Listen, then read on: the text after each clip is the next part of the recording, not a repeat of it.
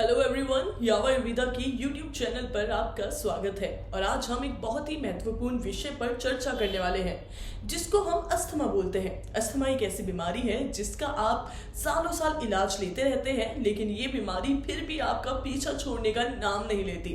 तो आज हम इस वीडियो में चर्चा करेंगे कुछ घरेलू उपाय के बारे में जिसको आप अपने घर पर बैठे इस्तेमाल करके अपने अस्थमा को ठीक कर सकते हैं।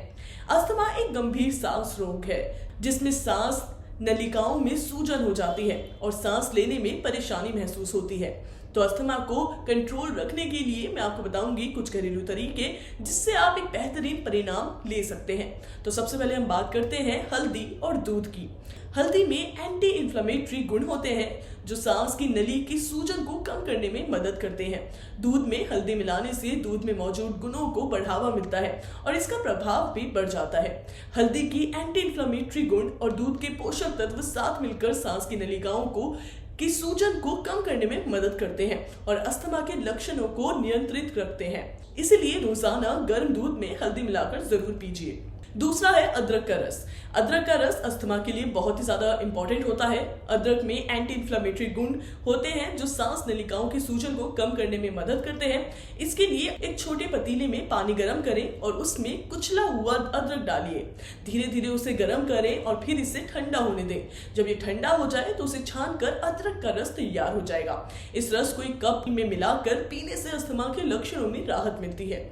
तीसरा है नींबू का रस। नींबू का रस अस्थमा में बहुत ज्यादा इंपॉर्टेंट और गुणकारी होता है क्योंकि ये विटामिन सी से भरपूर होता है और विटामिन सी एक प्रमुख एंटीऑक्सीडेंट है जो हमारे शरीर के अंदर के रोगों से लड़ने में मदद करता है।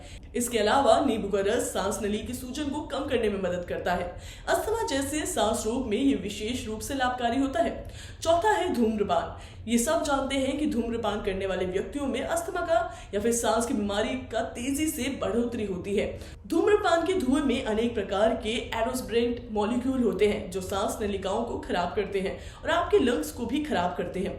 धूम्रपान के धुएं में कई हानिकारक रासायनिक पदार्थ होते हैं जो अस्थमा के लिए हानिकारक हो सकते हैं और इससे सांस की नलिकाओं में दर्द और सूजन भी हो जाती है।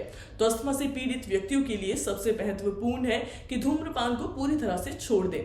पांचवा है एक्सरसाइज। एक्सरसाइज अस्थमा को ठीक करने में महत्वपूर्ण भूमिका निभाता है। नियमित रूप से व्यायाम और योग से सांस नलिकाओं की क्षमता में सुधार होता है जिससे अस्थमा के लक्षणों को कम किया जा सकता है।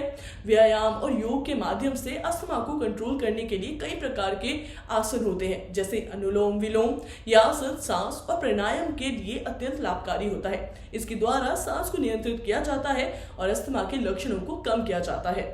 फिर से होगी मुलाकात आपसे अगली वीडियो में। तब तक के लिए धन्यवाद।